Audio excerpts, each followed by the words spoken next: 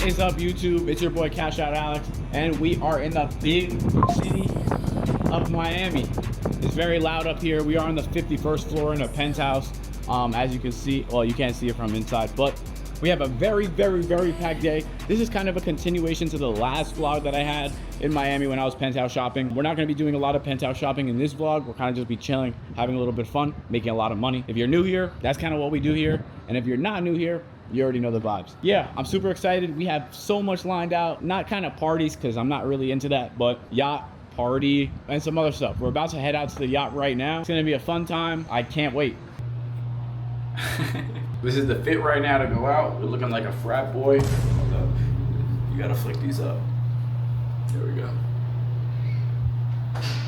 Looking like a straight frat boy, yeah. But ordered the Uber already to take us to the pier because the yacht party is right now. Let me take y'all with me. Let's go. We are walking to the marina right now. The boat is waiting for us.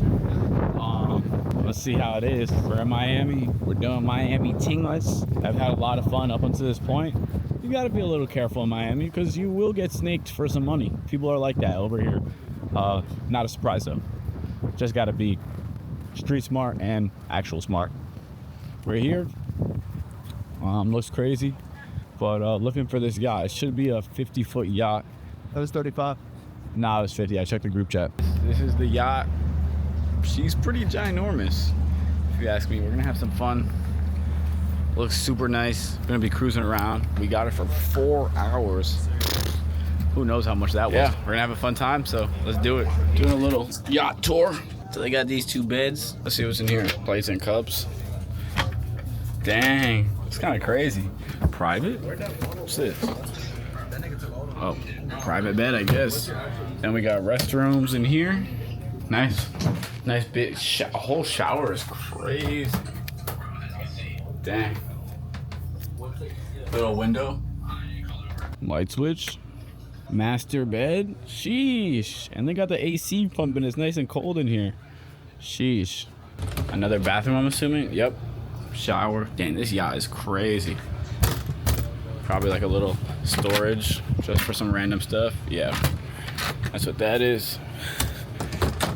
But geez, I'm about to take a nap on this thing. This is valid. We also got 5 jet skis for the trip. We done balled out, bro. It was like 150 an hour per jet ski, and that was not including the yacht. We're down a big bag, but it's all cool. You guys know we make bread because of Amazon FBA, and we run it up. Sheesh, yachting, boat day in Miami. All these dudes on the yacht, side quest. No girls. One just bunch of dudes. Bunch of dudes making $300 from their course. What? Yes, sir, bro. Hey, let me draw the boat. Wait, you caught this? Let me draw the boat. Did you just cop this today? Sir, he's doing it different. Everybody cops a Lambo, AMG. Alex cops a yacht. Start drifting that shit. You wouldn't have to pay for lunch. I took my dog on riding, whether he right or wrong. I done got big, they record my life through a drone. I told my bitch to stay behind me, I'm in my zone. She like, how the fuck you ain't never wrote a song?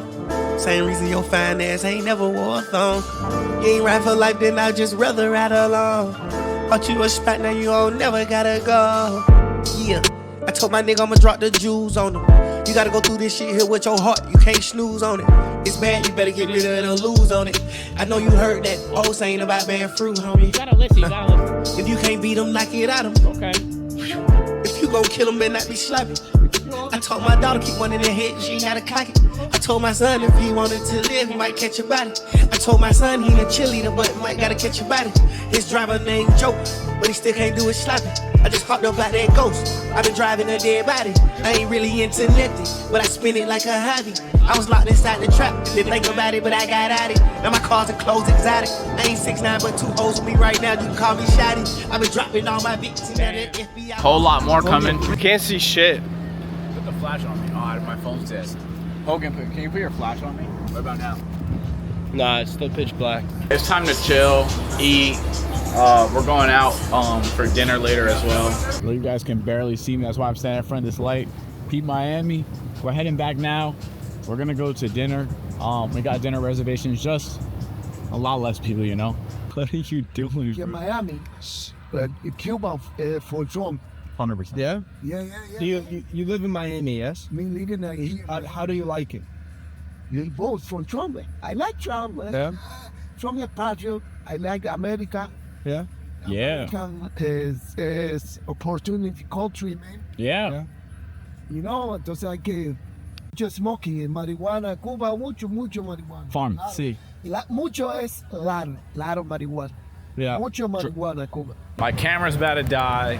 I'm starving. Dan burned the cigar on my shoulder, bro.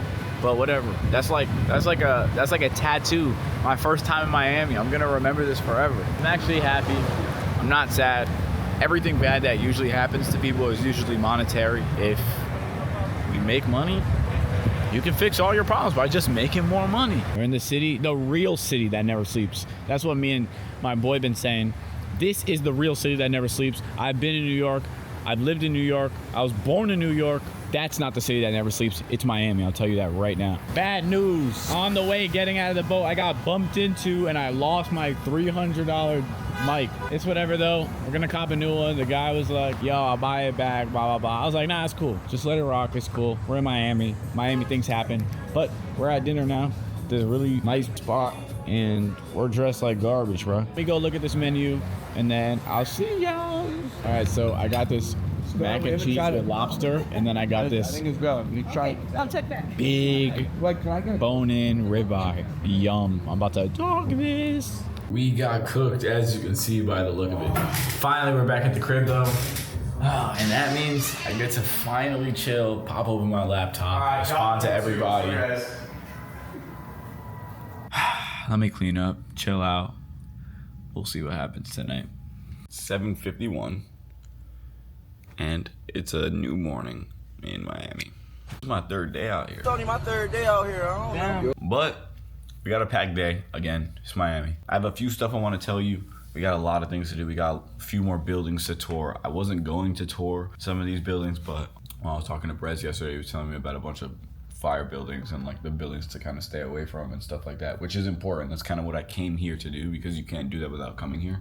And so I'm gonna check some of that out. We're gonna go work a little bit and then we'll probably head out. Like, I'm probably not gonna eat for the next few hours, even though I'm starving right now. I could just DoorDash some food, but I do have a lot of work to catch up on, because I'm not gonna lie, yesterday I took like almost the entire day off. I was doing work. Like, my entire life is work. I can work from my phone. Obviously, I can respond to people. I can talk to people. I can do voice notes, things like that. But I can't do actual focus work.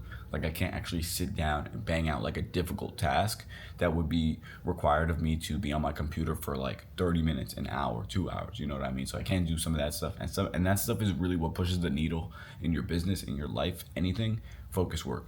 And so that's what we're going to be doing right now for these next few hours before I head out. I'm going to apply and call some of these buildings up and check them out. And I also have something I want to tell you, like, that they don't talk about Miami a lot, but I'll talk about that when I work. Hold up. I'm also not going to show the amount of money, but I will say it is a lot of money. That is me tithing every month. I tithe 10% of my income to a charitable organization. And if you don't know what tithing is just every first of the month, I give 10% of my money to either a church or an organization that's doing good for the world. And this is my way of contributing money to the kingdom of God, essentially. I do this every single month. I've been extremely adamant about it. And I want to share something with you. This is Luke 16:10 in the Bible, and it says, by the way, red words means that Jesus is speaking. Whoever can be, obviously this is not the exact words because it is a NIV translation. Anyways, whoever can be trusted with very little can also be trusted with much. And whoever is dishonest with very little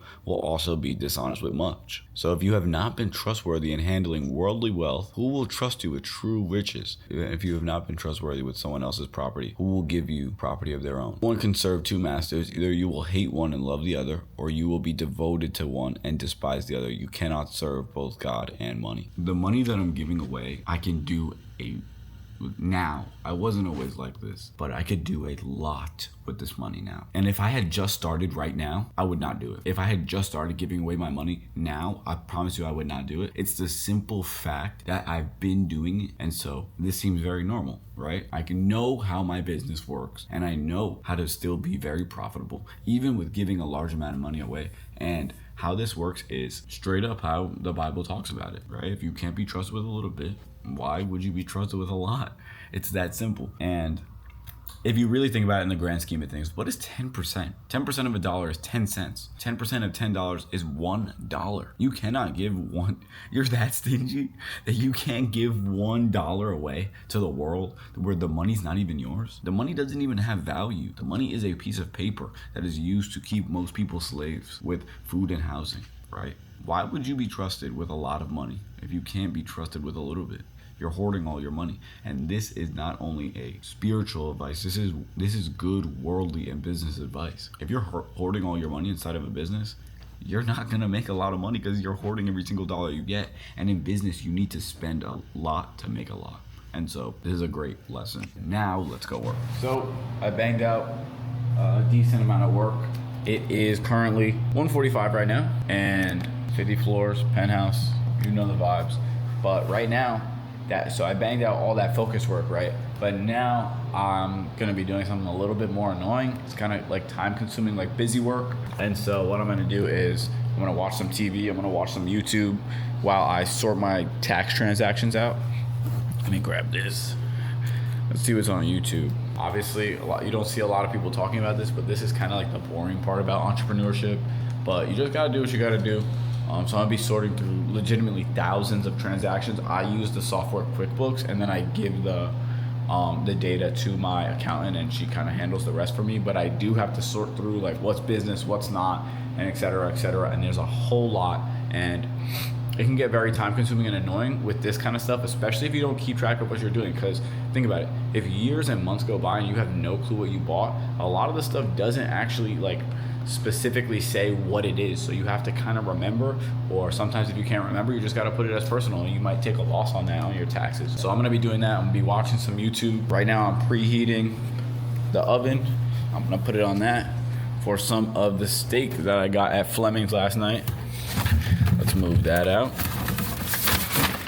Start warming this up. I didn't record it, but I toured some other apartments a little bit earlier today, but it's nothing too much. So honestly, here's the play that I'm thinking of, and let me know what you guys think about this. So I'm likely going to rent now my next apartment, and I wasn't thinking about this before, but now I am. So I'm probably going to rent my next apartment. The one that we're looking at is almost $8,000 a month, which yes, is a lot, I get it, but it'll be worth it. And I'm gonna make it worth it. I'm gonna have that fire behind my back like I did when I first moved out of my apartment. But here's the kicker. I'm still going to purchase a property. I'm just not going to probably buy a condo. Now I'm looking a little bit up north of Miami.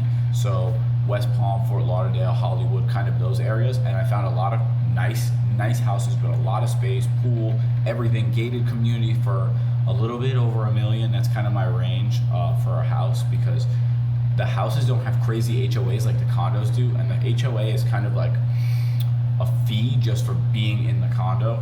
And when you're buying a property and equity and things like that, you actually don't get the HOA money in towards the equity of the house like you would for another house. For example, if the house is $6K a month, right? You could have a condo that's the same price, but a $2,000 a month HOA. So you'll be paying $8K for the condo and $6K for the house, except almost all of the $6K for the house will be going into the equity that you can pull out at any time with the house. But for the condo, you're still gonna be getting $6K of equity, but then you're throwing away $2,000, which is kind of counterproductive, because that's the whole point of like buying versus renting, is that you gain equity. And so kind of with a condo, you're like semi-renting and then majorly gaining equity. As for a house, you're mostly equity. And so that's kind of my play there. That's what I'm thinking of. I'm gonna possibly show you guys some of the listings that I'm looking at, and I'm gonna move forward with that. But Miami is looking very, very soon. Again, within the next month or two, we'll be in Miami. The GT will be in Miami. I can't wait to have my car in Miami.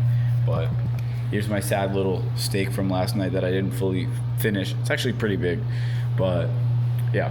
Let's go watch something on YouTube, And then I may go to dinner with this one guy that was pretty well known in my space. He reached out to me when he saw I was in Miami because I posted it on Instagram, which you should follow my Instagram below if you don't. Cashout 4Lex. My Instagram's been popping. I show off my daily life a little bit on there as well. But yeah, I hopped on the phone with a lot of students as well. I uploaded this vlog. Like I said, literally the vlog that you're watching, I uploaded.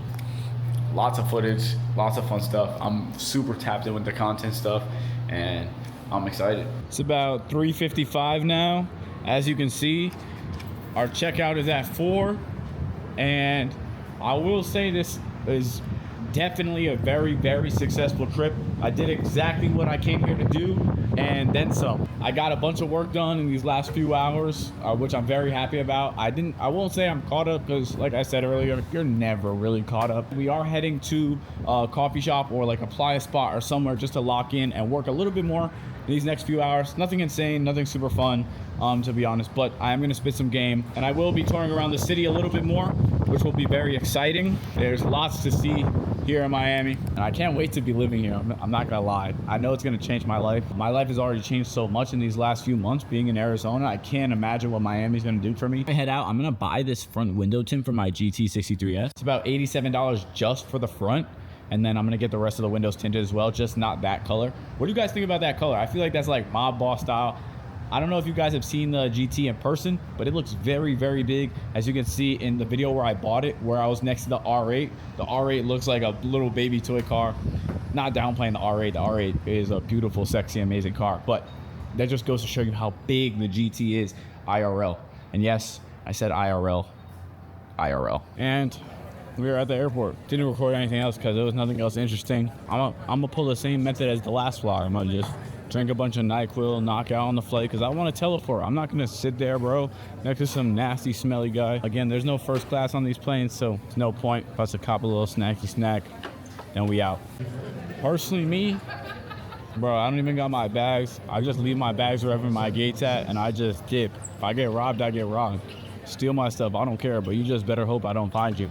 But super glad to finally be back home soon, just so I could drive the GT, if I'm being completely honest. I know she's waiting there mad pretty for me. It's like a 5-hour flight from Miami to Arizona. AA.com. Earn miles with the... Yo, what's good? We're back in the crib. Here's exactly what I forgot to show you. So here are our raw numbers, almost down to the exact cent. I'm on the left, Dan's on the right. As the month goes by, I keep adding on and stuff like that, and when I do the calculations and stuff. But I'm gonna call this my first 50K month. Even though my first 50K months in profit, by the way, I never ever am talking about revenue when I'm talking numbers, because revenue doesn't matter. Like in Miami, everyone's like talking like revenue. And honestly, I don't even think their revenue numbers are accurate, just because people are not living the life they say they do. For example, some kids will be like, yeah, I'm doing like 100K a month right now, right? First of all, they're not doing 100K profit because it'd be visibly showing.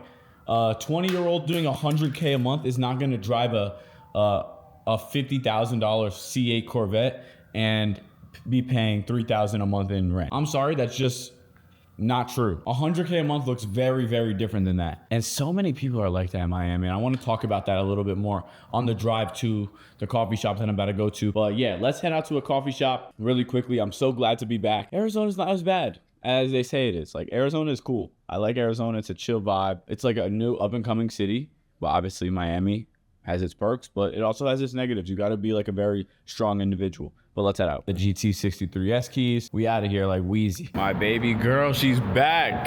Sheesh. Boom. Woo. Can't wait. Actually can't wait. I love driving this car. This is literally a dream car for me. Now, this is an attainable dream car. My real dream car that seems very unattainable right now is the LaFerrari. The LaFerrari. That thing is like $2 mil, bro. This is a new day. Oh, I copped some ice.